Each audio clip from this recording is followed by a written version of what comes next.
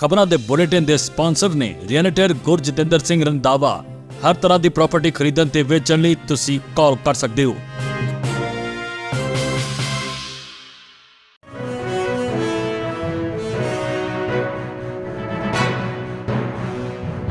ਸਤਿ ਸ਼੍ਰੀ ਅਕਾਲ ਜੀ, ਤੁਸੀਂ ਦੇਖ ਰਹੇ ਹੋ ਪੰਜਾਬ ਮੇਲ USA ਟੀਵੀ। ਮੈਂ ਹਾਂ ਜੀ ਸੁਰਭੀ। ਖਬਰਾਂ ਦੇ ਇਸ ਬੁਲੇਟਿਨ 'ਚ ਬਹੁਤ-ਬਹੁਤ ਸਵਾਗਤ। ਪੇਸ਼ ਹੈ ਦੇਸ਼ ਵਿਦੇਸ਼ ਨਾਲ ਜੁੜੀਆਂ ਹੋਈਆਂ ਕੁਝ ਖਾਸ ਤੇ ਚੋਣਵੀਆਂ ਖਬਰਾਂ। ਅਮਰੀਕੀ ਇਮੀਗ੍ਰੇਸ਼ਨ ਕੋਰਟ 'ਚ ਮੇਗਾ ਮਾਸਟਰ ਸੁਣਵਾਈਆਂ ਹੋਈਆਂ ਸ਼ੁਰੂ। ਅਮਰੀਕਾ ਵੱਲੋਂ ਅਫਰੀਕੀ ਦੇਸ਼ਾਂ ਤੋਂ ਆਉਣ ਵਾਲੇ ਗ੍ਰੀਨ ਕਾਰਡ ਹੋਲਡਰਾਂ ਤੇ ਅਸਥਾਈ ਪਾਬੰਦੀ। ਅਮਰੀਕੀ ਸੁਪਰੀਮ ਕੋਰਟ ਵੱਲੋਂ ਗੈਰ ਕਾਨੂੰਨੀ ਪ੍ਰਵਾਸੀਆਂ ਨੂੰ ਡਰਾਈਵਿੰਗ ਲਾਇਸੈਂਸ ਦੇਣ ਸੰਬੰਧੀ ਫਲੋਰੀਡਾ ਦਾ ਮੁਕੱਦਮਾ ਖਾਰਜ। ਕੈਲੀਫੋਰਨੀਆ 'ਚ ਨਵੇਂ ਕਾਨੂੰਨਾਂ ਤੋਂ ਬਾਅਦ ਹਜ਼ਾਰਾਂ ਪ੍ਰਵਾਸੀਆਂ ਦਾ ਮੈਡੀਕਲ ਕਵਰੇਜ ਖਤਮ। ਟਰੰਪ ਦੌਰ 'ਚ ਅਮਰੀਕੀ ਟੂਰਿਜ਼ਮ ਵਿੱਚ ਸਭ ਤੋਂ ਵੱਡੀ ਗਿਰਾਵਟ। ਕੈਲੀਫੋਰਨੀਆ ਪ੍ਰਾਇਮਰੀ ਚੋਣਾਂ 'ਚ ਸ਼ੁਰੂਆਤੀ VOTING ਹੋਲੀ, ਰਿਪਬਲਿਕਨ ਵੋਟਰਾਂ 'ਚ ਵੱਧ ਉਤਸ਼ਾਹ। ਹੁਣ ਇਹਨਾਂ ਖਬਰਾਂ ਦਾ ਵਿਸਥਾਰ। ਇਸ ਦੇ ਨਾਲ ਹੀ ਦੇਸ਼ ਤੇ ਵਿਦੇਸ਼ ਨਾਲ ਜੁੜੀਆਂ ਹੋਈਆਂ तमाम ਖਬਰਾਂ।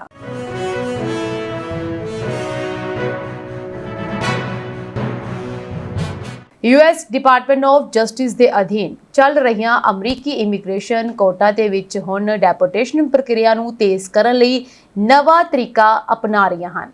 ਰਿਪੋਰਟਾਂ ਦੇ ਮੁਤਾਬਕ ਹੁਣ ਮੇਗਾ ਮਾਸਟਰ ਸੁਣਵਾਈਆਂ ਕਰਵਾਈਆਂ ਜਾ ਰਹੀਆਂ ਹਨ, ਜਿਨ੍ਹਾਂ ਦੇ ਵਿੱਚ ਇੱਕ ਸਮੇਂ 100 ਤੋਂ ਵੱਧ ਪ੍ਰਵਾਸੀਆਂ ਦੇ ਕੇਸ ਸੁਣੇ ਜਾਂਦੇ ਹਨ। ਰਿਪੋਰਟ ਅਨੁਸਾਰ ਇਹ ਪ੍ਰਕਿਰਿਆ ਪਹਿਲਾਂ ਤੋਂ ਚੱਲ ਰਹੀਆਂ ਸਮੂਹਿਕ ਸੁਣਵਾਈਆਂ ਦਾ ਵਧਾਇਆ ਹੋਇਆ ਰੂਪ ਹੈ। ਇਮੀਗ੍ਰੇਸ਼ਨ ਵਕੀਲਾਂ ਦਾ ਇਹ ਕਹਿਣਾ ਹੈ ਕਿ ਇਹ ਸੁਣਵਾਈਆਂ ਖਾਸ ਕਰਕੇ ਉਹਨਾਂ ਪ੍ਰਵਾਸੀਆਂ ਨੂੰ ਪ੍ਰਭਾਵਿਤ ਕਰ ਸਕਦੀਆਂ ਹਨ ਜਿਨ੍ਹਾਂ ਦੇ ਕੋਲ ਵਕੀਲ ਨਹੀਂ ਹਨ। ਮਾਹਰਾਂ ਦੇ ਮੁਤਾਬਕ ਜੇ ਕੋਈ ਵਿਅਕਤੀ ਸੁਣਵਾਈ ਲਈ ਦੇਰ ਨਾਲ ਪਹੁੰਚਦਾ ਹੈ ਜਾਂ ਗੈਰ ਹਾਜ਼ਰ ਰਹਿੰਦਾ ਹੈ ਤਾਂ ਉਸ ਦੇ ਖਿਲਾਫ ਡੈਪੋਰਟੇਸ਼ਨ ਆਰਡਰ ਜਾਰੀ ਹੋ ਸਕਦਾ ਹੈ। ਅਮਰੀਕੀ ਇਮੀਗ੍ਰੇਸ਼ਨ ਵਕੀਲ ਐਸੋਸੀਏਸ਼ਨ ਨੇ ਚੇਤਾਵਨੀ ਦਿੱਤੀ ਹੈ ਕਿ ਇਸ ਤਰੀਕੇ ਨਾਲ ਪਹਿਲਾਂ ਹੀ ਬਹੁਤ ਦਬਾਅ ਹੇਠ ਚੱਲ ਰਹੇ ਇਮੀਗ੍ਰੇਸ਼ਨ ਕੋਰਟ ਸਿਸਟਮ ਵਿੱਚ ਬਕਾਇਆ ਸੁਰੱਖਿਆ ਪ੍ਰਕਿਰਿਆ ਹੋਰ ਕਮਜ਼ੋਰ ਹੋ ਸਕਦੀਆਂ ਹਨ। ਇਸੇ ਦੌਰਾਨ ਟਰੰਪ ਪ੍ਰਸ਼ਾਸਨ ਇਮੀਗ੍ਰੇਸ਼ਨ ਜੱਜਾਂ ਦੀ ਗਿਣਤੀ ਵੀ ਵਧਾ ਰਿਹਾ ਹੈ। Executive office of immigration review ਨੇ ਪਿਛਲੇ ਹਫਤੇ ਐਲਾਨ ਕੀਤਾ ਕਿ 77 ਨਵੇਂ ਇਮੀਗ੍ਰੇਸ਼ਨ ਜੱਜ ਭਰਤੀ ਕੀਤੇ ਗਏ ਹਨ, ਜਦਕਿ 5 ਅਸਥਾਈ ਜੱਜ ਵੀ ਨਿਯੁਕਤ ਕੀਤੇ ਗਏ ਹਨ ਜੋ ਪਹਿਲਾਂ ਫੌਜੀ ਵਕੀਲ ਰਹਿ ਚੁੱਕੇ ਹਨ। ਇਹ ਕਦਮ ਡੋਨਾਲਡ ਟਰੰਪ ਪ੍ਰਸ਼ਾਸਨ ਦੀ ਵੱਧ ਰਹੀ ਸਖਤ ਇਮੀਗ੍ਰੇਸ਼ਨ ਨੀਤੀ ਦਾ ਹਿੱਸਾ ਮੰਨਿਆ ਜਾ ਰਿਹਾ ਹੈ।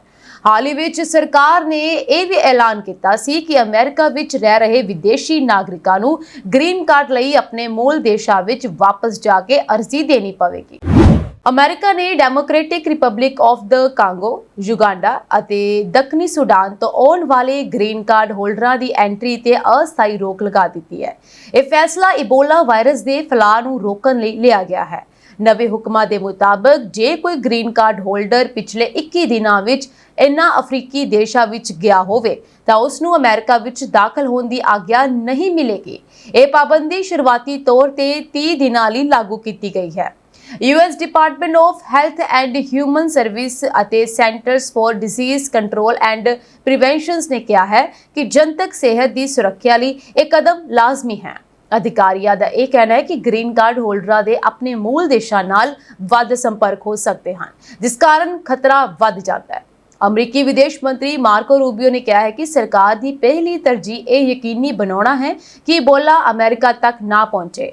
CDC ਨੇ ਇਹ ਵੀ ਐਲਾਨ ਕੀਤਾ ਹੈ ਕਿ ਇਬੋਲਾ ਸਕਰੀਨਿੰਗ ਹੁਣ ਹਾਰਟਸਫੀਲਡ ਜੈਕਸਨ ਅਟਲਾਂਟਾ ਇੰਟਰਨੈਸ਼ਨਲ 에ਅਰਪੋਰਟ ਵਿੱਚ ਵੀ ਵਧਾਈ ਜਾ ਰਹੀ ਹੈ। ਇਸ ਤੋਂ ਪਹਿਲਾਂ ਮੁੱਖ ਸਕਰੀਨਿੰਗ ਵਾਸ਼ਿੰਗਟਨ ਡਲਜ਼ ਇੰਟਰਨੈਸ਼ਨਲ 에ਅਰਪੋਰਟ ਤੇ ਕੀਤੀ ਜਾ ਰਹੀ ਸੀ। WHO ਨੇ ਕਾਂਗੋ ਵਿੱਚ ਫੈਲ ਰਹੇ ਇਬੋਲਾ ਨੂੰ ਬਹੁਤ ਉੱਚ ਖਤਰਾ ਕਰਾਰ ਦਿੱਤਾ ਹੈ। WHO ਮੁਤਾਬਕ ਕਾਂਗੋ ਵਿੱਚ ਹੁਣ ਤੱਕ 82 ਕੇਸ ਪੁਸ਼ਟੀ ਹੋ ਚੁੱਕੇ ਹਨ, ਜਦਕਿ ਸੈਂਕੜਿਆਂ ਸ਼ੱਕੀ ਮਾਮਲਿਆਂ ਦੀ ਜਾਂਚ ਕੀਤੀ ਜਾ ਰਹੀ ਹੈ। ਇਸ ਦੌਰਾਨ Africa Centres for disease control and Prevention ਨੇ ਚੇਤਾਵਨੀ ਦਿੱਤੀ ਹੈ ਕਿ ਘੱਟੋ-ਘੱਟ 10 ਅਫਰੀਕੀ ਦੇਸ਼ ਇਬੋਲਾ ਦੇ ਖਤਰੇ ਹੇਠ ਹਨ। ਇਹਨਾਂ ਦੇ ਵਿੱਚ ਅੰਗੋਲਾ, ਬੁਰੂੰਡੀ, ਕੀਨੀਆ, ਰਵਾਂਡਾ ਅਤੇ ਤੰਜ਼ਾਨੀਆ ਵਰਗੇ ਦੇਸ਼ ਵੀ ਸ਼ਾਮਲ ਹਨ। ਕਾਂਗੋ ਦੇ ਪ੍ਰਭਾਵਿਤ ਇਲਾਕਿਆਂ ਵਿੱਚ ਹਾਲਾਤ ਹੋਰ ਤਣਾਅ ਭਰੇ ਬਣ ਰਹੇ ਹਨ। ਰਿਪੋਰਟਾਂ ਦੇ ਮੁਤਾਬਕ ਕੁਝ ਸਥਾਨਕ ਲੋਕਾਂ ਨੇ ਇਬੋਲਾ ਇਲਾਜ ਕੇਂਦਰਾਂ ਤੇ ਹਮਲੇ ਕਰਕੇ ਹਿੱਸੇ ਸਾੜ ਦਿੱਤੇ ਹਨ ਅਤੇ ਕੁਝ ਸ਼ੱਕੀ ਮਰੀਜ਼ ਉੱਥੋਂ ਭੱਜ ਗਏ।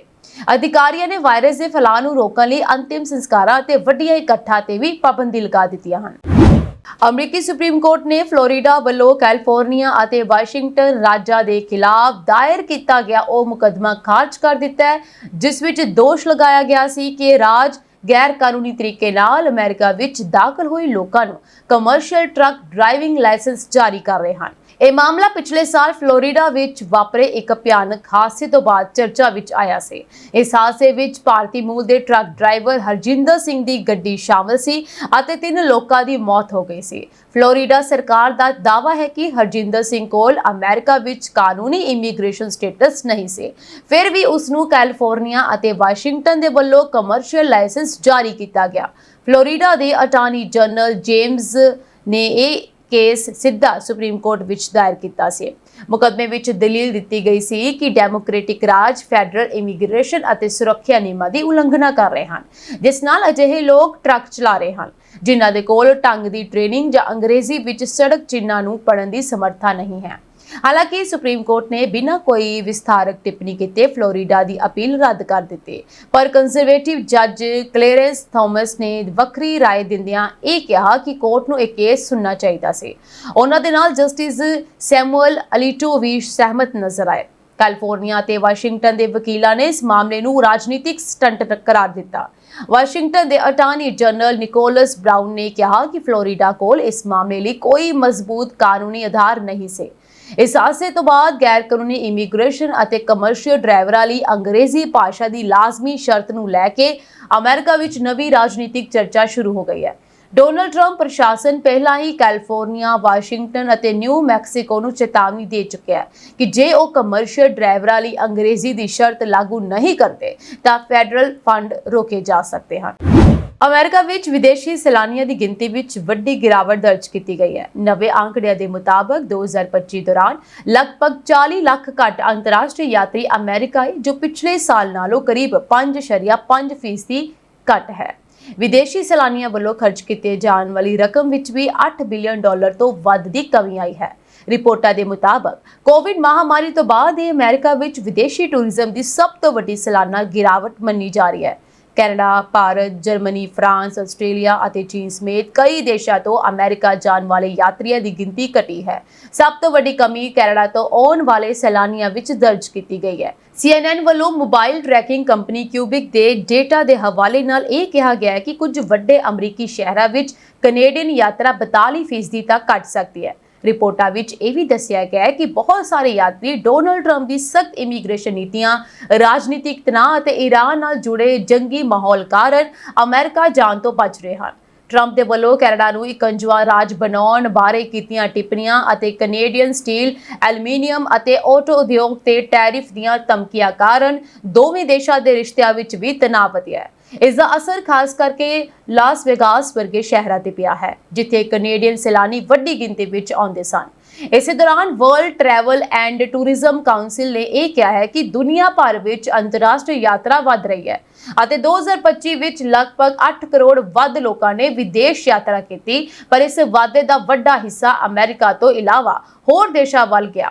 ਜੂਲੀਅਟ ਕਾਇਮ ਨੇ ਕਿਹਾ ਹੈ ਕਿ ਪਹਿਲਾਂ ਦੁਨੀਆ ਅਮਰੀਕਾ ਨੂੰ ਇੱਕ ਮਿਸਾਲ ਵਜੋਂ ਵੇਖਦੀ ਸੀ, ਪਰ ਹੁਣ ਉਹ ਚਿੱਤਰ ਕਾਫੀ ਬਦਲ ਗਿਆ ਹੈ ਅਤੇ ਕਈ ਲੋਕ ਅਮਰੀਕਾ ਨੂੰ ਅਸਥਿਰ ਲੋਕਤੰਤਰ ਵਜੋਂ ਦੇਖਣ ਲੱਗ ਪਏ ਹਨ। ਕੈਲੀਫੋਰਨੀਆ 'ਚ ਨਵੇਂ ਕਾਨੂੰਨਾਂ ਅਤੇ ਇਮੀਗ੍ਰੇਸ਼ਨ ਸੰਬੰਧੀ ਸਖਤ ਨੀਤੀਆਂ ਤੋਂ ਬਾਅਦ ਹਜ਼ਾਰਾਂ ਪ੍ਰਵਾਸੀਆਂ ਨੇ ਆਪਣਾ ਮੈਡੀਕਲ ਸਿਹਤ ਬੀਮਾ ਕਵਰੇਜ ਗਵਾ ਦਿੱਤਾ ਹੈ ਜਾਂ ਉਹਨਾਂ ਨੂੰ ਇਸ ਤੋਂ ਬਾਹਰ ਕਰ ਦਿੱਤਾ ਗਿਆ ਹੈ।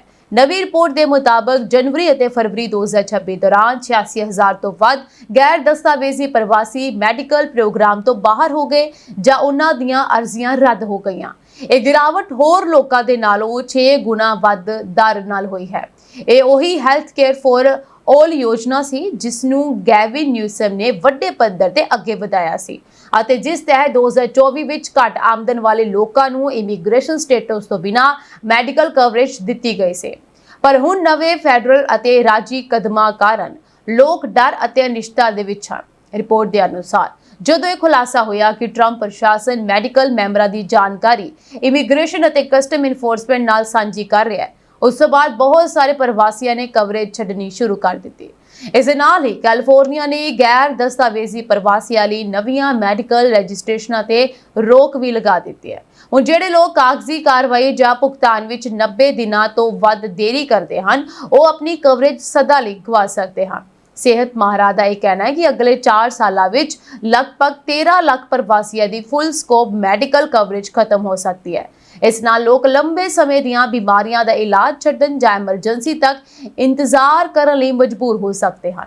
ਜੁਲਾਈ 2026 ਤੋਂ ਪ੍ਰਵਾਸੀਆਂ ਲਈ ਡੈਂਟਲ ਫਾਇਦੇ ਵੀ ਖਤਮ ਕੀਤੇ ਜਾ ਰਹੇ ਹਨ। ਇਹ ਕਟੌਤੀ ਨਾ ਸਿਰਫ ਗੈਰ ਦਸਤਾਵੇਜ਼ੀ ਲੋਕਾਂ ਨੂੰ ਪ੍ਰਭਾਵਿਤ ਕਰੇਗੀ, ਸਗੋਂ ਕੁਝ ਗ੍ਰੀਨ ਕਾਰਡ ਹੋਲਡਰਾਂ ਅਤੇ ਡੈਫਰਡ ਐਕਸ਼ਨ ਫॉर ਚਾਈਲਡਹੁੱਡ ਅਰਾਈਵਲ ਹੇਠ ਰਹਿੰਦੇ ਲੋਕਾਂ ਨੂੰ ਵੀ ਪ੍ਰਭਾਵਿਤ ਕਰੇਗੀ। ਇਸ ਤੋਂ ਇਲਾਵਾ 2027 ਤੋਂ 19 ਤੋਂ 59 ਸਾਲ ਦੇ ਬਹੁਤ ਸਾਰੇ ਪ੍ਰਵਾਸੀਆਂ ਲਈ ਹਰ ਮਹੀਨੇ $50 ਪ੍ਰੀਮੀਅਮ ਵੀ ਲਾਗੂ ਕੀਤਾ ਜਾਵੇਗਾ। ਮਹਾਰਾ ਦਾ ਮੰਨਣਾ ਹੈ ਕਿ ਇਸ ਨਾਲ ਹੋਰ ਵੀ ਬਹੁਤ ਸਾਰੇ ਲੋਕ ਸਿਹਤ ਕਵਰੇਜ ਛੱਡ ਸਕਦੇ ਹਨ। ਸਿਹਤ ਕਲੀਨਿਕਾਂ ਅਤੇ ਇਮੀਗ੍ਰੇਸ਼ਨ ਹੱਕਾਂ ਲਈ ਕੰਮ ਕਰਨ ਵਾਲੀਆਂ ਸੰਸਥਾਵਾਂ ਨੇ ਚੇਤਾਵਨੀ ਦਿੱਤੀ ਹੈ ਕਿ ਇਹ ਕਦਮ ਕੈਲੀਫੋਰਨੀਆ ਦੇ ਸਿਹਤ ਪ੍ਰਣਾਲੀ ਤੇ ਵੱਡਾ ਬੋਝ ਪਾ ਸਕਦੇ ਹਨ ਅਤੇ ਕਈ ਕਮਿਊਨਿਟੀ ਕਲੀਨਿਕ ਬੰਦ ਹੋਣ ਦੇ ਖਤਰੇ ਵਿੱਚ ਪੈ ਸਕਦੇ ਹਨ। ਕੈਲੀਫੋਰਨੀਆ ਦੀ 2 ਜੂਨ ਨੂੰ ਹੋਣ ਵਾਲੀ ਪ੍ਰਾਇਮਰੀ ਚੋਣ ਤੋਂ ਇੱਕ ਹਫ਼ਤਾ ਪਹਿਲਾਂ ਵੀ ਵੋਟਰ ਵੱਲੋਂ ਵੋਟਿੰਗ ਕਾਫੀ ਹੌਲੀ ਚੱਲ ਰਹੀ ਹੈ। ਨਵੇਂ ਆંકੜਿਆਂ ਮੁਤਾਬਕ ਹੁਣ ਤੱਕ ਸਿਰਫ ਕਰੀਬ 7% ਦੀ ਬੈਲਟ ਹੀ ਵਾਪਸ ਆਈਆਂ ਹਨ, ਜੋ ਲਗਭਗ 2 ਮਿਲੀਅਨ ਵੋਟਾਂ ਬਣਦੀਆਂ ਹਨ। ਰਾਜ ਭਰ ਵਿੱਚ 23 ਮਿਲੀਅਨ ਤੋਂ ਵੱਧ ਡਾਕ ਰਾਹੀਂ ਵੋਟ ਬੈਲਟ ਭੇਜੀਆਂ ਗਈਆਂ ਸਨ। ਚੋਣ ਮਾਹਰ ਪਾਲ ਮਿਸ਼ੇਲ ਦੇ ਮੁਤਾਬਕ ਇਸ ਵਾਰ ਰਿਪਬਲਿਕਨ ਵੋਟਰਾਂ ਵਿੱਚ ਕਾਫੀ ਉਤਸ਼ਾਹ ਨਜ਼ਰ ਆ ਰਿਹਾ ਹੈ ਅਤੇ ਉਹਨਾਂ ਦੀ VOTING 2022 ਦੀ ਗਵਰਨਰ ਪ੍ਰਾਇਮਰੀ ਨਾਲੋਂ ਦੁੱਗਣੀ ਹੈ। ਮਾਹਰਾ ਦਾ ਇਹ ਕਹਿਣਾ ਹੈ ਕਿ ਸਟੀਵ ਹਿਲਟਨ ਅਤੇ ਚਾਰਡ ਬਿਆਨਕੋ ਵਰਗੇ ਉਮੀਦਵਾਰਾਂ ਨੇ ਰਿਪਬਲਿਕਨ ਵੋਟਰਾਂ ਨੂੰ ਉਤਸ਼ਾਹਿਤ ਕੀਤਾ ਹੈ। ਮਿੰਡੀ ਰੋਮੇਰੋ ਨੇ ਕਿਹਾ ਹੈ ਕਿ ਰਿਪਬਲਿਕਨ ਵੋਟਰਾਂ ਨੂੰ ਹੁਣ ਲੱਗ ਰਿਹਾ ਹੈ ਕਿ ਉਹ ਰਾਜ ਪੱਧਰੀ ਦੌੜ ਵਿੱਚ ਮੁਕਾਬਲੇ ਵਿੱਚ ਹਨ, ਜਿਸ ਨਾਲ ਉਹ ਵੱਧ ਗਿਣਤੀ ਵਿੱਚ ਵੋਟ ਪਾ ਰਹੇ ਹਨ। ਦੂਜੇ ਪਾਸੇ ਡੈਮੋਕ੍ਰੈਟਿਕ ਵੋਟਰ ਹਾਲੇ ਵੀ ਆਪਣੇ ਬੈਲਟ ਰੋਕ ਕੇ ਬੈਠੇ ਹਨ। ਮਾਹਰਾ ਦਾ ਇਹ ਮੰਨਣਾ ਹੈ ਕਿ ਗਵਰਨਰ ਰੇਸ ਵਿੱਚ ਕਈ ਡੈਮੋਕ੍ਰੈਟਿਕ ਉਮੀਦਵਾਰ ਹੋਣ ਕਾਰਨ ਲੋਕ ਹਾਲੇ ਫੈਸਲਾ ਕਰਨ ਵਿੱਚ ਸਮਾਂ ਲੈ ਰਹੇ ਹਨ। ਮਿਸ਼ੇਲ ਨੇ ਕਿਹਾ ਹੈ ਕਿ ਬਹੁਤ ਸਾਰੇ ਡੈਮੋਕ੍ਰੈਟਿਕ ਵੋਟਰ ਰਣਨੀਤਿਕ VOTING ਬਾਰੇ ਸੋਚ ਰਹੇ ਹਨ, ਯਾਨੀ ਉਹ ਆਪਣੇ ਮਨਪਸੰਦ ਉਮੀਦਵਾਰ ਦੀ ਥਾਂ ਉਸ ਉਮੀਦਵਾਰ ਨੂੰ ਵੋਟ ਦੇ ਸਕਦੇ ਹਨ ਜਿਸ ਦੀ ਜਿੱਤ ਦੀ ਸੰਭਾਵਨਾ ਵੱਧ ਹੋਵੇ। ਇਹ ਕੈਲੀਫੋਰਨੀਆ ਦੇ ਟੌਪ 2 ਪ੍ਰਾਇਮਰੀ ਸਿਸਟਮ ਕਾਰਨ ਹੋ ਰਿਹਾ ਹੈ, ਜਿਸ ਵਿੱਚ ਪਾਰਟੀ ਤੋਂ ਬਿਨਾਂ ਸਭ ਤੋਂ ਵੱਧ ਵੋਟਾਂ ਲੈਣ ਵਾਲੇ ਦੋ ਉਮੀਦਵਾਰ ਜਨਰਲ ਚੋਣ ਵਿੱਚ ਜਾਂਦੇ ਹਨ। ਰਸਟੀ ਹਿਕਸ ਨੇ ਕਿਹਾ ਹੈ ਕਿ ਡੈਮੋਕ੍ਰੈਟਿਕ ਵੋਟਰ ਹੌਲੀ-ਹੌਲੀ ਆਪਣੇ ਚੁਣੇ ਹੋਏ ਉਮੀਦਵਾਰਾਂ ਵੱਲ ਇਕੱਠੇ ਹੋ ਰਹੇ ਹਨ ਅਤੇ ਪਾਰਟੀ ਨੂੰ ਭਰੋਸਾ ਹੈ ਕਿ VOTING ਵਧੇਗੀ। ਇਸੇ ਦੌਰਾਨ ਸਭ ਤੋਂ ਨਵੀਂ ਪੋਲਿੰਗ ਮੁਤਾਬਕ ਰਿਪਬਲਿਕਨ ਉਮੀਦਵਾਰ ਸਟੀਵ ਹਿਲਟਨ ਗਵਰਨਰ ਰੇਸ ਵਿੱਚ ਅੱਗੇ ਦਿਖਾਈ ਦੇ ਰਹੇ ਹਨ, ਜਦਕਿ ਡੈਮੋਕ੍ਰੈਟਿਕ ਉਮੀਦਵਾਰ ਜ਼ੇਵੀਅਰ ਬਸੇਰਾ ਅਤੇ ਟੌਮ ਸਟੀਅਰ ਉਸ ਦੇ ਪਿੱਛੇ ਹਨ। ਕੈਲੀਫੋਰਨੀਆ ਦੀ secretary of state Shirley and Weber ਨੇ ਐਲਾਨ ਕੀਤਾ ਹੈ ਕਿ ਸੂਬੇ ਦੇ 5.4 ਮਿਲੀਅਨ ਤੋਂ ਵੱਧ voter Where Is My Ballot screening ਸੇਵਾ ਨਾਲ ਜੁੜ ਚੁੱਕੇ ਹਨ। ਇਸ ਸੇਵਾ ਰਾਹੀਂ ਵੋਟਰ ਆਪਣੀ VOTING ਬੈਲਟ ਦੀ ਪੂਰੀ ਜਾਣਕਾਰੀ ਆਪਣੇ ਫੋਨ ਜਾਂ ਈਮੇਲ ਰਾਹੀਂ ਪ੍ਰਾਪਤ ਕਰ ਸਕਦੇ ਹਨ। ਸੈਕਟਰੀ ਵੇਬਰ ਨੇ ਇਹ ਵੀ ਕਿਹਾ ਹੈ ਕਿ ਇਹ ਪ੍ਰਣਾਲੀ ਚੋਣ ਪ੍ਰਕਿਰਿਆ ਵਿੱਚ ਭਰੋਸਾ, ਪਾਰਦਰਸ਼ਤਾ ਅਤੇ ਸੁਵਿਧਾ ਨੂੰ ਮਜ਼ਬੂਤ ਕਰਦੀ ਹੈ। ਉਹਨਾਂ ਨੇ ਦੱਸਿਆ ਕਿ ਵੋਟਰਾਂ ਨੂੰ ਆਟੋਮੈਟਿਕ ਅਪਡੇਟ ਮਿਲਦੀ ਹੈ ਜਦੋਂ ਉਹਨਾਂ ਦੀ ਬੈਲਟ ਮੇਲ ਕੀਤੀ ਜਾਂਦੀ ਹੈ, ਇਲੈਕਸ਼ਨ ਦਫ਼ਤਰ ਤੱਕ ਪਹੁੰਚਦੀ ਹੈ, ਗਿਣਤੀ ਵਿੱਚ ਸ਼ਾਮਲ ਹੁੰਦੀ ਹੈ ਜਾਂ ਜੇਕਰ ਬੈਲਟ ਨਾਲ ਕੋਈ ਸਮੱਸਿਆ ਆਉਂਦੀ ਹੈ। ਇਸ ਸੇਵਾ ਨਾਲ ਜੁੜੇ ਵੋਟਰਾਂ ਨੂੰ ਕਾਉਂਟੀ ਇਲੈਕਸ਼ਨਸ ਦਫ਼ਤਰ ਵੱਲੋਂ ਮਹੱਤਵਪੂਰਨ ਚੋਣੀ ਡੈਡਲਾਈਨ, ਪੋਲਿੰਗ ਸਥਾਨਾਂ ਵਿੱਚ ਤਬਦੀਲੀਆਂ ਅਤੇ ਹੋਰ ਜ਼ਰੂਰੀ ਜਾਣਕਾਰੀਆਂ ਵੀ ਭੇਜੀਆਂ ਜਾਂਦੀਆਂ ਹਨ। ਕੈਲੀਫੋਰਨੀਆ ਵਿੱਚ 2 ਜੂਨ 2026 ਨੂੰ ਹੋਣ ਵਾਲੀਆਂ ਚੋਣਾਂ ਦੇ ਲਈ 30 ਕਾਉਂਟੀਆਂ ਵਿੱਚ 23 ਮਈ ਤੋਂ ਅਗਾਊ VOTING ਸੈਂਟਰ ਖੁੱਲ ਚੁੱਕੇ ਹਨ। ਅਧਿਕਾਰੀਆਂ ਮੁਤਾਬਕ ਡਾਕ ਰਾਹੀਂ ਵੋਟ ਬੈਲਟ 2 ਜੂਨ ਤੱਕ ਪੋਸਟਮਾਰਕ ਹੋਣੀ ਚਾਹੀਦੀ ਹੈ ਅਤੇ 9 ਜੂਨ 2026 ਤੱਕ ਇਲੈਕਸ਼ਨ ਦਫ਼ਤਰਾਂ ਤੱਕ ਪਹੁੰਚ ਜਾਣੀ ਲਾਜ਼ਮੀ ਹੈ। ਚੋਣ ਅਧਿਕਾਰੀਆਂ ਨੇ ਵੋਟਰਾਂ ਨੂੰ ਸਲਾਹ ਦਿੱਤੀ ਹੈ ਕਿ ਡਾਕ ਰਾਹੀਂ ਬੈਲਟ ਭੇਜਣ ਵਾਲੇ ਲੋਕ ਆਪਣੀ ਬੈਲਟ ਜਲਦੀ ਭੇਜਣ ਅਤੇ ਸੰਭਵ ਹੋਵੇ ਤਾਂ ਪੋਸਟ ਆਫਿਸ ਤੋਂ ਮੈਨੂਅਲ ਪੋਸਟਮਾਰਕ ਲਵਾਉਣ ਤਾਂ ਜੋ ਵੋਟ ਗਿਣਤੀ ਵਿੱਚ ਕੋਈ ਸਮੱਸਿਆ ਨਾ ਆਵੇ। ਵੋਟਰ ਆਪਣੀ ਰਜਿਸਟ੍ਰੇਸ਼ਨ ਸਥਿਤੀ ਅਤੇ ਬੈਲਟ ਟਰੈਕਿੰਗ ਲਈ California secretary of state elections portal ਤੇ ਜਾ ਕੇ ਜਾਣਕਾਰੀ ਹਾਸਲ ਕਰ ਸਕਦੇ ਹਨ। ਸੈਕਰਾਮੈਂਟੋ ਕਾਉਂਟੀ ਸ਼ੈਰਿਫ ਦੇ ਦਫ਼ਤਰ ਨੇ ਦੱਸਿਆ ਹੈ ਕਿ ਔਰੇਂਜਵਿਲ ਦੇ ਇੱਕ ਘਰ ਵਿੱਚੋਂ ਕਈ ਖਤਰਨਾਕ ਵਿਸਫੋਟਕ ਸਮੱਗਰੀ ਬਰਾਮਦ ਕੀਤੀ ਗਈ ਹੈ। ਅਧਿਕਾਰੀਆਂ ਦੇ ਮੁਤਾਬਕ 6700 ਬਲਾਕ ਬੀਚ ਐਵੇਨਿਊ ਵਿੱਚ ਇੱਕ ਵਿਅਕਤੀ ਨੇ ਆਪਣੇ ਘਰ ਵਿੱਚ ਸੰਭਾਵਿਤ ਵਿਸਫੋਟਕ ਹੋਣ ਦੀ ਸੂਚਨਾ ਦਿੱਤੀ। ਜਾਂਚ ਦੌਰਾਨ ਪਤਾ ਲੱਗਿਆ ਕਿ ਇਹ ਘਰ ਪਹਿਲਾਂ ਉਸਦੇ ਪਿਤਾ ਦਾ ਸੀ, ਜੋ ਅਮਰੀਕੀ ਫੌਜ ਵਿੱਚ ਡੈਮੋਲੀਸ਼ਨਸ ਇੰਸਟ੍ਰਕਟਰ ਰਹਿ ਚੁੱਕੇ ਹਨ। ਸ਼ੈਰਿਫ ਦਫ਼ਤਰ ਦੀ ਵਿਸਫੋਟਕ ਆਰਡੀਨੈਂਸ ਡਿਸਪੋਜ਼ਲ ਯੂਨਿਟ ਨੇ ਘਰ ਵਿੱਚੋਂ C4 ਵਿਸਫੋਟਕ ਸਮੱਗਰੀ ਦੇ 2 ਹਾਲਫ ਬਲੋਕ 2 ਅੱਗ ਲਾਉਣ ਵਾਲੇ ਗ੍ਰਨੇਡ ਅਤੇ ਇੱਕ ਸਮੋਕ ਗ੍ਰਨੇਡ ਬਰਾਮਦ ਕੀਤੇ। ਅਧਿਕਾਰੀਆਂ ਨੇ ਚੇਤਾਵਨੀ ਦਿੱਤੀ ਕਿ ਜੇ C4 ਵਿੱਚ ਅਚਾਨਕ ਧਮਾਕਾ ਹੋ ਜਾਂਦਾ ਤਾਂ 150 ਫੁੱਟ ਤੱਕ ਭਿਆਨਕ ਤਬਾਹੀ ਹੋ ਸਕਦੀ ਸੀ, ਜਦਕਿ ਧਮਾਕੇ ਦੇ ਟੁਕੜੇ ਅਤੇ ਮਲਬਾ 600 ਫੁੱਟ ਤੱਕ ਜਾ ਸਕਦਾ ਸੀ। ਸ਼ਹਿਰੀ ਦਫ਼ਤਰ ਨੇ ਇਹ ਵੀ ਕਿਹਾ ਕਿ ਸਾਰੇ ਵਿਸਫੋਟਕ ਸੁਰੱਖਿਅਤ ਤਰੀਕੇ ਨਾਲ ਇਕੱਠੇ ਕਰਕੇ ਨਸ਼ਟ ਕਰਨ ਲਈ ਭੇਜੇ ਗਏ ਹਨ। ਅਧਿਕਾਰੀਆਂ ਨੇ ਲੋਕਾਂ ਨੂੰ ਅਪੀਲ ਕੀਤੀ ਹੈ ਕਿ ਜੇ ਕਿਸੇ ਨੂੰ ਕਿਸੇ ਥਾਂ ਤੇ ਸ਼ੱਕੀ ਵਿਸਫੋਟਕ ਸਮੱਗਰੀ, ਫੌਜੀ ਹਥਿਆਰ ਜਾਂ ਕੋਈ ਖਤਰਨਾਕ ਡਿਵਾਈਸ ਮਿਲੇ ਤਾਂ ਉਸ ਨੂੰ ਹੱਥ ਨਾ ਲਾਇਆ ਜਾਵੇ ਅਤੇ ਤੁਰੰਤ ਇਲਾਕਾ ਖਾਲੀ ਕਰਕੇ 911 ਤੇ ਕਾਲ ਕੀਤੀ ਜਾਵੇ।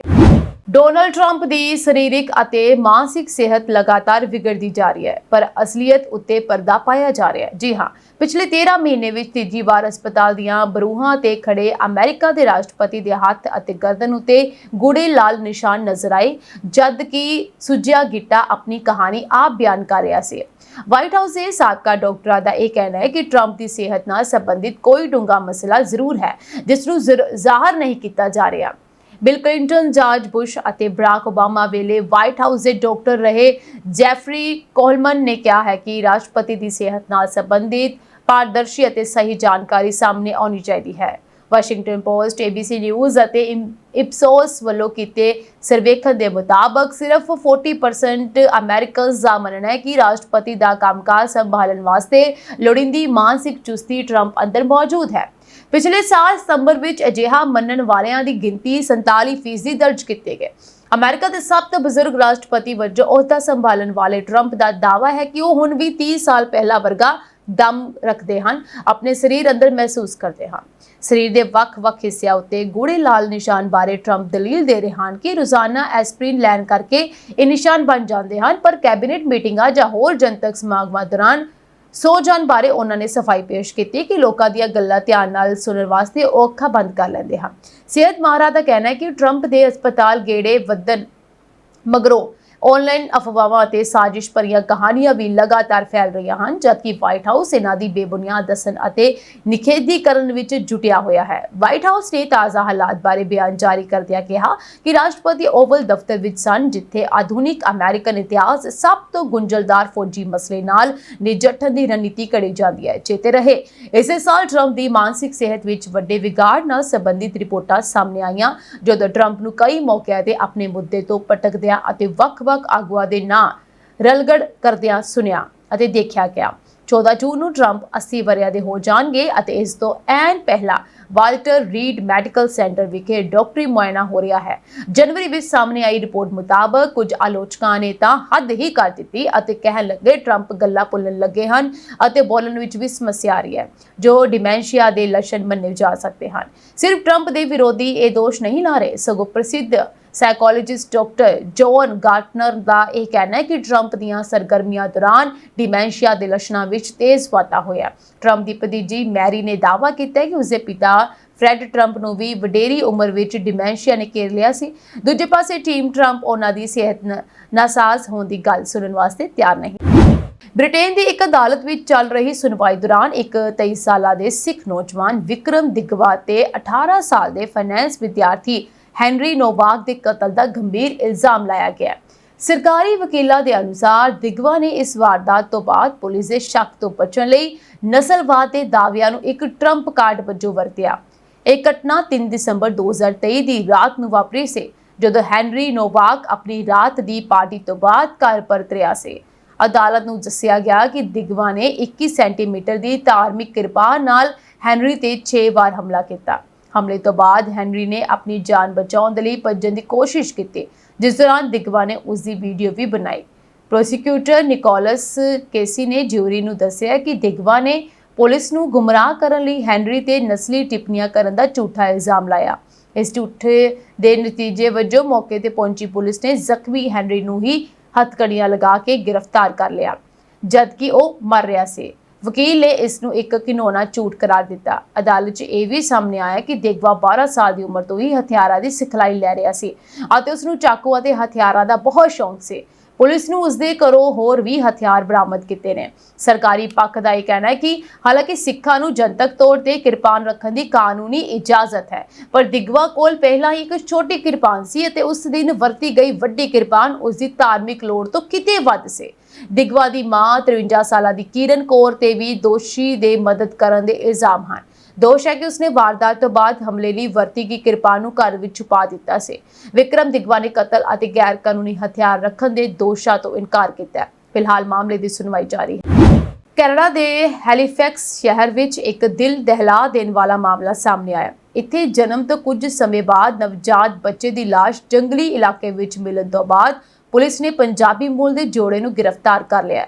ਇਹ ਖੁਲਾਸਾ ਉਦੋਂ ਹੋਇਆ ਜਦੋਂ ਔਰਤ ਜਨਮ ਦੇਣ ਤੋਂ ਬਾਅਦ ਗੰਭੀਰ ਹਾਲਤ ਵਿੱਚ ਹਸਪਤਾਲ ਪਹੁੰਚੀ, ਜਿੱਥੇ ਡਾਕਟਰਾਂ ਨੇ ਪਤਾ ਲਗਾਇਆ ਕਿ ਬੱਚਾ ਗਾਇਬ ਸੀ। ਜਾਣਕਾਰੀ ਮੁਤਾਬਕ ਸ਼ੁੱਕਰਵਾਰ ਰਾਤ ਕਰੀਬ 9:10 ਵਜੇ 23 ਸਾਲਾਂ ਦੀ ਇੱਕ ਔਰਤ ਨੂੰ ਗੰਭੀਰ ਹਾਲਤ ਵਿੱਚ ਹੈਲੀਫੈਕਸ ਇਲਾਕੇ ਦੇ ਹਸਪਤਾਲ ਵਿੱਚ ਦਾਖਲ ਕਰਵਾਇਆ ਗਿਆ। ਡਾਕਟਰਾਂ ਨੇ ਜਾਂਚ ਦੌਰਾਨ ਪਤਾ ਲੱਗਿਆ ਕਿ ਉਸਨੇ ਹਾਲ ਹੀ ਵਿੱਚ ਬੱਚੇ ਨੂੰ ਜਨਮ ਦਿੱਤਾ ਸੀ, ਪਰ ਬੱਚਾ ਉਸਦੇ ਨਾਲ ਨਹੀਂ ਸੀ। ਔਰਤ ਦੀ ਹਾਲਤ ਕਾਫੀ ਨਾਜ਼ੁਕ ਸੀ ਅਤੇ ਉਹ ਬੱਚੇ ਬਾਰੇ ਕੁਝ ਵੀ ਨਹੀਂ ਦੱਸ ਪਾ ਰਹੀ ਸੀ। ਇਸ ਤੋਂ ਬਾਅਦ ਡਾਕਟਰਾਂ ਨੇ ਤੁਰੰਤ ਪੁਲਿਸ ਨੂੰ ਸੂਚਿਤ ਕੀਤਾ। ਪੁਲਿਸ ਅਤੇ ਵਲੰਟੀਅਰ ਟੀਮਾਂ ਨੇ ਘਰ ਦੇ ਆਲੇ ਦੁਆਲੇ ਅਤੇ ਜੰਗਲੀ ਇਲਾਕਿਆਂ ਵਿੱਚ ਤਲਾਸ਼ੀ ਮੁਹਿੰਮ ਸ਼ੁਰੂ ਕੀਤੀ। ਐਤਵਾਰ ਦੁਪਹਿਰ ਕਰੀਬ 3:30 ਵਜੇ ਹੈਲੀਫੈਕਸ ਦੇ ਬਾਹਰੀ ਇਲਾਕੇ 올ਡ ਕੋਚ ਰੋਡ ਨੇੜੇ ਜੰਗਲ ਵਿੱਚ ਨਵਜਾਤ ਬੱਚੇ ਦੀ ਲਾਸ਼ ਮਿਲੀ। ਇਸ ਮਾਮਲੇ ਵਿੱਚ ਪੁਲਿਸ ਨੇ ਬੱਚੇ ਦੀ ਮਾਂ ਰਮਨਦੀਪ ਕੌਰ ਅਤੇ ਉਸਦੇ ਪਤੀ ਸੁਖਪ੍ਰੀਤ ਸਿੰਘ ਨੂੰ ਗ੍ਰਿਫਤਾਰ ਕਰ ਲਿਆ। ਪੁਲਿਸ ਅਨੁਸਾਰ ਦੋਵੇਂ ਹੈਲੀਫੈਕਸ ਦੇ ਵੈਸਟ ਐਂਡ ਇਲਾਕੇ ਵਿੱਚ ਰਹਿੰਦੇ ਸਨ। ਪੁਲਿਸ ਨੇ ਦੋਵਾਂ ਉੱਤੇ ਬੱਚੇ ਦੀ ਲਾਸ਼ ਨੂੰ ਛੁਪਾਉਣ, ਪੁਲਿਸ ਕਾਰਵਾਈ ਵਿੱਚ ਰੁਕਾਵਟ ਪੈਦਾ ਕਰਨ ਅਤੇ ਮ੍ਰਿਤਕ ਸਰੀਰ ਦੀ ਬੇਅਦਬੀ ਕਰਨ ਦੇ ਆਰੋਪ ਲਗਾਏ ਹਨ। ਪੁਲਿਸ ਦਾ ਕਹਿਣਾ ਹੈ ਕਿ ਬੱਚੇ ਦੀ ਲਾਸ਼ ਜੰਗਲ ਵਿੱਚ ਸੁੱਟੀ ਗਈ ਸੀ। ਕੈਨੇਡੀਅਨ ਪੁਲਿਸ ਦੇ ਅਨੁਸਾਰ ਨੋਵਾ ਸਕੋਸ਼ੀਆ ਮੈਡੀਕਲ ਐਗਜ਼ਾਮੀਨਰ ਸਰਵਿਸ ਬੱਚੇ ਦਾ ਪੋਸਟਮਾਰਟਮ ਕਰ ਰਹੀ ਹੈ। ਇਸ ਨਾਲ ਮੌਤ ਦਾ ਸਹੀ ਕਾਰਨ ਅਤੇ ਕੀ ਬੱਚਾ ਜਨਮ ਸਮੇਂ ਜ਼ਿੰਦਾ ਸੀ ਇਹ ਪਤਾ ਲੱਗੇਗਾ। ਪੁਲਿਸ ਮਾਂ ਦੇ ਠੀਕ ਹੋਣ ਦੀ ਉਡੀਕ ਕਰ ਰਹੀ ਹੈ ਤਾਂ ਜੋ ਉਸਦਾ ਬਿਆਨ ਦਰਜ ਕੀਤਾ ਜਾ ਸਕੇ। ਪੁਲਿਸ ਦੇ ਅਨੁਸਾਰ ਬੱਚੇ ਦੀ ਮਾਂ ਰਮਨਦੀਪ ਕੌਰ ਦੀ ਹਾਲਤ ਗੰਭੀਰ ਹੈ। ਉਹ ਹਸਪਤਾਲ ਵਿੱਚ ਜ਼ਿੰਦਗੀ ਲਈ ਜੂਝ ਰਹੀ ਹੈ। ਪੁਲਿਸ ਸਪਸ਼ਟ ਤੌਰ ਤੇ ਕਹਿੰਦੀ ਹੈ ਕਿ ਉਸ ਦੀ ਹਾਲਤ ਕਿਸੇ ਹਿੰਸਾ ਕਾਰਨ ਨਹੀਂ, ਸਗੋਂ ਜਨੇਪੇ ਦੌਰਾਨ ਡਾਕਟਰੀ ਐਮਰਜੈਂਸੀ ਕਾਰਨ ਵਿਗੜ ਗਈ ਹੈ। ਇਹ ਅਜੇ ਪਤਾ ਨਹੀਂ ਲੱਗ ਸਕਿਆ ਕਿ ਬੱਚਾ ਜ਼ਿੰਦਾ ਪੈਦਾ ਹੋਇਆ ਸੀ ਜਾਂ ਮਰਿਆ ਹੋਇਆ ਸੀ। ਪੋਸਟਮਾਰਟਮ ਰਿਪੋਰਟ ਦੀ ਉਡੀਕ ਹੈ। ਮੰਗਲਵਾਰ ਨੂੰ ਵਾਸ਼ਿੰਗਟਨ, ਅਮਰੀਕਾ ਵਿੱਚ ਇੱਕ ਮਿਲ ਦੇ ਅੰਦਰ ਹੋਏ ਧਮਾਕੇ ਸੰਬੰਧੀ ਖਬਰ ਸਾਹਮਣੇ ਆ ਰਹੀ ਹੈ। ਸਥਾਨਕ ਅਤੇ ਕੰਪਨੀ ਦੇ ਅਧਿਕਾਰੀਆਂ ਅਨੁਸਾਰ ਮੰਗਲਵਾਰ ਨੂੰ ਦੱਖਣ ਪੱਛਮੀ ਵਾਸ਼ਿੰਗਟਨ ਵਿੱਚ ਇੱਕ ਪਲਪ ਅਤੇ ਪੇਪਰ ਮਿਲ ਦੇ ਅੰਦਰ ਇੱਕ ਕੈਮੀਕਲ ਟੈਂਕ ਨਾਲ ਹੋਏ ਧਮਾਕੇ ਵਿੱਚ ਕਈ ਲੋਕ ਮਾਰੇ ਗਏ ਅਤੇ ਕਈ ਗੰਭੀਰ ਜ਼ਖਮੀ ਹੋ ਗਏ ਹਨ। ਮੀਡੀਆ ਰਿਪੋਰਟਾਂ ਅਨੁਸਾਰ ਧਮਾਕੇ ਦੇ ਨਤੀਜੇ ਵਜੋਂ ਕਈ ਮੌਤਾਂ ਹੋਈਆਂ ਅਤੇ 9 ਹੋਰ ਵਿਅਕਤੀਆਂ ਦੇ ਲਾਪਤਾ ਹੋਣ ਦੀ ਰਿਪੋਰਟ ਹੈ। ਸਥਾਨਕ ਫਾਇਰ ਵਿਭਾਗ ਅਤੇ ਕੰਪਨੀ ਦੇ ਅਧਿਕਾਰੀਆਂ ਨੇ ਇਸ ਭਿਆਨਕ ਘਟਨਾ ਵਾਲੀ ਥਾਂ ਨੂੰ ਮਾਸ ਕੈਜੁਅਲਿਟੀ ਸੀਨ ਐਲਾਨ ਦਿੱਤਾ ਹੈ। ਮਿਲ ਦੇ ਅੰਦਰ ਸਥਿਤ ਇੱਕ ਵਿਸ਼ਾਲ ਕੈਮੀਕਲ ਟੈਂਕ ਅਚਾਨਕ ਫਟ ਗਿਆ, ਜਿਸ ਨਾਲ ਪੂਰੀ ਯੂਨਿਟ ਤੁਰੰਤ ਮਲਬੇ ਵਿੱਚ ਬਦਲ ਗਏ। ਇਹ ਦੁਖਦਾਈ ਘਟਨਾ ਮੰਗਲਵਾਰ ਸਵੇਰੇ ਲਗਭਗ 7:15 ਵਜੇ ਦੱਖਣ ਪੱਛਮੀ ਵਾਸ਼ਿੰਗਟਨ ਵਿੱਚ ਪਲਪ ਅਤੇ ਪੇਪਰ ਮਿਲ ਵਿੱਚ ਵਾਪਰੀ ਹੈ। ਘਟਨਾ ਦੀਆਂ ਰਿਪੋਰਟਾਂ ਮਿਲਣ ਤੇ ਲਗਭਗ 40 ਫਾਇਰ ਫਾਈਟਰ, ਪੈਰਾਮੈਡਿਕਸ ਅਤੇ ਇੱਕ ਖੇਤਰੀ ਖਤਰਨਾਕ ਸਮੱਗਰੀ ਪ੍ਰਤੀਕਿਰਿਆ ਯੂਨਿਟ ਵਾਲੀ ਇੱਕ ਟੀਮ ਤੁਰੰਤ ਘਟਨਾ ਸਥਾਨ ਤੇ ਪਹੁੰਚ ਗਈ। 9 ਲਾਪਤਾ ਵਿਅਕਤੀਆਂ ਦੀ ਭਾਲ ਲਈ ਬਚਾਅ ਕਾਰਜ ਕਈ ਘੰਟਿਆਂ ਤੱਕ ਜਾਰੀ ਰਹੇ। ਨਿਪੋਨ ਡਾਇਨਾਵੇਵ ਪੈਕੇਜਿੰਗ ਕੰਪਨੀ ਅਤੇ ਕਾਨੂੰਨੀ ਅਧਿਕਾਰੀਆਂ ਦੁਆਰਾ ਜਾਰੀ ਕੀਤੇ ਗਏ ਇੱਕ ਸਾਂਝੇ ਬਿਆਨ ਅਨੁਸਾਰ ਇਸ ਹਾਦਸੇ ਵਿੱਚ ਕਈ ਮੌਤਾਂ ਹੋਈਆਂ, ਜਦਕਿ ਕਈ ਕਾਮੇ ਜ਼ਹਿਰੀਲੇ ਧੂਏ 'ਚ ਸਾਹ ਲੈਣ ਕਾਰਨ ਗੰਭੀਰ ਰੂਪ ਵਿੱਚ ਸੜ ਗਏ। Washington state department of ecology ਅਨੁਸਾਰ ਇਸ ਤਰਲ ਪੈਕੇਜਿੰਗ ਪਲਾਂਟ ਅਤੇ ਪੇਪਰ ਮਿਲ ਵਿੱਚ ਲਗਭਗ 1000 ਕਰਮਚਾਰੀ ਕੰਮ ਕਰਦੇ ਸਨ। ਇਹ ਸਹੂਲਤ ਮੁੱਖ ਤੌਰ ਤੇ ਰੀਸਾਈਕਲ ਕੀਤੀਆਂ ਸਮੱਗਰੀਆਂ ਦੀ ਵਰਤੋਂ ਕਰਕੇ ਟਿਸ਼ੂ ਪੇਪਰ, ਪ੍ਰਿੰਟਿੰਗ ਪੇਪਰ, ਡੱਬੇ ਅਤੇ ਕੱਪ ਪਲੇਟਾਂ ਦਾ ਉਤਪਾਦਨ ਕਰਦੀ ਹੈ। ਅਮਰੀਕਾ ਦੇ ਵਰਜੀਨੀਆ ਰਾਜ ਤੋਂ ਇੱਕ ਬਹੁਤ ਹੀ ਮੰਦਭਾਗੀ ਅਤੇ ਰੂਹ ਕੰਬਾਊ ਖਬਰ ਸਾਹਮਣੇ ਆਈ ਹੈ, ਜਿੱਥੇ ਗੁਜਰਾਤ ਦੇ ਮਹਿਸਾਣਾ ਜ਼ਿਲ੍ਹੇ ਦੀ ਰਹਿਣ ਵਾਲੀ ਇੱਕ ਭਾਰਤੀ ਮਹਿਲਾ ਦਾ ਉਸਦੀ ਆਪਣੀ ਦੁਕਾਨ ਵਿੱਚ ਬੇਰਹਿਮੀ ਨਾਲ ਕਤਲ ਕਰ ਦਿੱਤਾ ਗਿਆ। ਮ੍ਰਿਤਕਾ ਦੀ ਪਛਾਣ ਮੇਘਨਾ ਪਟੇਲ ਵਜੋਂ ਹੋਈ ਹੈ, ਜੋ ਪਿਛਲੇ 10 ਸਾਲਾਂ ਤੋਂ ਅਮਰੀਕਾ ਵਿੱਚ ਰਹਿ ਰਹੀ ਸੀ ਅਤੇ ਆਪਣੇ ਪਤੀ ਨਾਲ ਸਟੋਰ ਤੇ ਕੰਮ ਕਰਦੀ ਸੀ। ਇਹ ਸਾਰੀ ਵਾਰਦਾਤ ਦੁਕਾਨ ਵਿੱਚ ਲੱਗੇ ਸੀਸੀਟੀ ਕੈਮਰੇ ਵਿੱਚ ਕੈਦ ਹੋਈ ਹੈ। ਵੀਡੀਓ ਫੁਟੇਜ ਵਿੱਚ ਸਾਫ਼ ਦਿਖਾਈ ਦੇ ਰਿਹਾ ਹੈ ਕਿ ਇੱਕ ਨਕਾਬਪੋਸ਼ ਹਮਲਾਵਰ ਦੁਕਾਨ ਵਿੱਚ ਦਾਖਲ ਹੁੰਦਾ ਹੈ, ਕੁਝ ਸਕਿੰਟ ਇੱਧਰ ਉੱਧਰ ਦੇਖਦਾ ਹੈ ਅਤੇ ਫਿਰ ਅਚਾਨਕ ਆਪਣੀ ਕਮਰ ਵਿੱਚੋਂ ਪਿਸਤੌਲ ਕੱਢ ਕੇ ਮੇਘਨਾ ਤੇ ਕਈ ਗੋਲੀਆਂ ਚਲਾ ਦਿੰਦਾ ਹੈ। ਹੈਰਾਨੀ ਦੀ ਗੱਲ ਇਹ ਹੈ ਕਿ ਕਾਤਲ ਮਹਿਜ਼ 26 ਸਕਿੰਟਾਂ ਵਿੱਚ ਇਸ ਖੂਨੀ ਖੇਡ ਨੂੰ ਅੰਜਾਮ ਦੇ ਕੇ ਮੌਕੇ ਤੋਂ ਫਰਾਰ ਹੋ ਗਿਆ। ਸਥਾਨਕ ਪੁਲਿਸ ਨੂੰ ਸ਼ੱਕ ਹੈ ਕਿ ਇਹ ਹਮਲਾ ਲੁੱਟ ਦੇ ਇਰਾਦੇ ਨਾਲ ਕੀਤਾ ਗਿਆ ਹੋ ਸਕਦਾ ਹੈ। ਪੁਲਿਸ ਨੇ ਸੀਸੀਟੀਵੀ ਫੁਟੇਜ ਦੇ ਆਧਾਰ ਤੇ ਹਮਲਾਵਰ ਦੀ ਭਾਲ ਸ਼ੁਰੂ ਕਰ ਦਿੱਤੀ ਹੈ। ਜ਼ਿਕਰਯੋਗ ਹੈ ਕਿ ਪਿਛਲੇ 1 ਸਾਲ ਤੱਕ ਅਮਰੀਕਾ ਵਿੱਚ ਇਹ ਚੌਥੇ ਗੁਜਰਾਤੀ ਨਾਗਰਿਕ ਦਾ ਕਤਲ ਹੈ, ਜਿਸ ਕਾਰਨ ਉੱਥੇ ਰਹਿ ਰਹੇ ਪ੍ਰਵਾਸੀ ਭਾਰਤੀਆਂ ਵਿੱਚ ਆਪਣੀ ਸੁਰੱਖਿਆ ਨੂੰ ਲੈ ਕੇ ਭਾਰੀ ਚਿੰਤਾ ਤੇ ਡਰ ਪਾਇਆ ਜਾ ਰਿਹਾ ਹੈ। ਮੇਘਨਾ ਦੇ ਕਤਲ ਦੀ ਖਬਰ ਜਿਵੇਂ ਹੀ ਗੁਜਰਾਤ ਵਿੱਚ ਉਸਦੇ ਜੱਦੀ ਪਿੰਡ ਪਹੁੰਚੀ, ਉੱਥੇ ਮਾਤਮ ਪਸਰ ਗਿਆ। ਮੇਘਨਾ ਦੇ ਮਾਤਾ-ਪਿਤਾ ਪਿੰਡ ਵਿੱਚ ਹੀ ਰਹਿੰਦੇ ਹਨ, ਜਦਕਿ ਉਸਦਾ ਪਤੀ ਉਪੇਂਦਰ ਭਾਈ, ਬੇਟੀ ਨਕਸ਼ੀਬੈਨ ਅਤੇ ਬੇਟਾ ਸਮੇਤ ਅਮਰੀਕਾ ਵਿੱਚ ਹਨ। ਪੂਰਾ ਪਰਿਵਾਰ ਇਸ ਸਮੇਂ ਡੂੰਘੇ ਸਦਮੇ ਵਿੱਚ ਹੈ ਅਤੇ ਪਿੰਡ ਵਾਸੀਆਂ ਵਿੱਚ ਇਸ ਘਟਨਾ ਨੂੰ ਲੈ ਕੇ ਭਾਰੀ ਰੋਸ ਦੇਖਿਆ ਜਾ ਰਿਹਾ ਹੈ। ਇਹ ਸਾਂਝੀ ਦੇਸ਼ ਤੇ ਵਿਦੇਸ਼ ਨਾਲ ਜੁੜੀਆਂ ਹੋਈਆਂ ਕੁਝ ਖਾਸ ਤੇ ਚੋਣਵੀਆਂ ਖਬਰਾਂ ਹੋਰ ਅਪਡੇਟਸ ਨਾਲ ਜੁੜੇ ਰਹਿਣ ਦੇ ਲਈ ਤੁਸੀਂ ਸਾਡੇ ਚੈਨਲ ਨਾਲ ਬਨੇ ਰਹੋ। ਤੁਹਾਨੂੰ ਦੱਸ ਦਈਏ ਕਿ IPTV ਬਾਕਸ ਤੋਂ ਇਲਾਵਾ ਤੁਸੀਂ ਸਾਨੂੰ ਸਾਡੇ ਸੋਸ਼ਲ ਮੀਡੀਆ ਪਲੇਟਫਾਰਮ ਜਿਵੇਂ ਕਿ ਇੰਸਟਾਗ੍ਰam, ਟਿਕਟੌਕ, ਫੇਸਬੁੱਕ, YouTube ਤੇ ਸਬਸਕ੍ਰਾਈਬ ਤੇ ਫੋਲੋ ਕਰ ਸਕਦੇ ਹੋ ਤਾਂ ਜੋ ਸਾਡੀ ਸਭ ਤੋਂ ਜ਼ਿਆਦਾ ਤਾਜ਼ਾ ਖਬਰ ਅਤੇ ਇਸ ਤੋਂ ਇਲਾਵਾ ਸਾਡੇ ਖਾਸ ਪ੍ਰੋਗਰਾਮ ਸਭ ਤੋਂ ਪਹਿਲਾਂ ਤੁਹਾਨੂੰ ਮਿਲ ਸਕਣ। ਫਿਲਹਾਲ ਅੱਜ ਦੇ ਲਈ ਨਹੀਂ, ਤੁਹਾਡਾ ਸਭ ਦਾ ਧੰਨਵਾਦ।